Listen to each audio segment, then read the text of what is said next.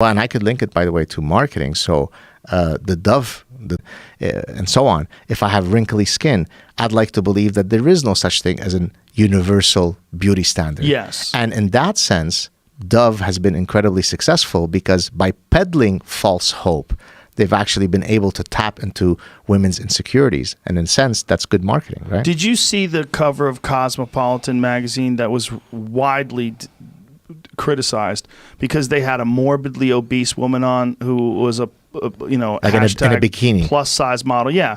And they were challenging beauty norms. Like, this is a person that's eating themselves to death, you fucking assholes. And so your lack of discipline and your desire to shame people who exercise is what you're doing. Right. To make them feel bad because you feel bad that you can't put the fucking cookies and cupcakes down has led you to try to push this ridiculous standard.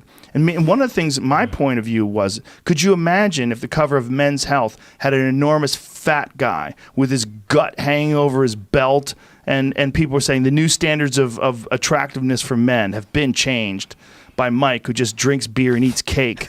You'd be like, get the fuck out of here. That's never going to fly. It's not going to fly with men, but it does fly with women. And by the way, the fat acceptance movement doesn't just argue that, not being 500 pounds is unattractive because of the patriarchy. They actually argue that the medical evidence suggesting that there's a link between obesity and downstream bad effects is all bullshit. They not just that. They also point to one incredibly flawed study that has been widely disproven that says that there's some sort of vigor or vitality involved in being overweight because they get sick less. There's no truth to that whatsoever. They only analyze people who were healthy at the time. Like you can go and Google the study and find out the criticism of that study, but it's 100% horseshit. Folks, being fat's not good for you. It's really bad for you. When you're as big as that woman on the cover of Cosmopolitan magazine, she's literally morbidly obese. She's fucking dying. She's addicted to food in a horrible way.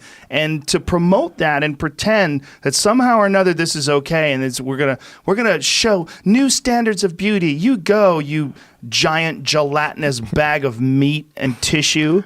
No, that's a dying person who's addicted to food. She doesn't want to look like that.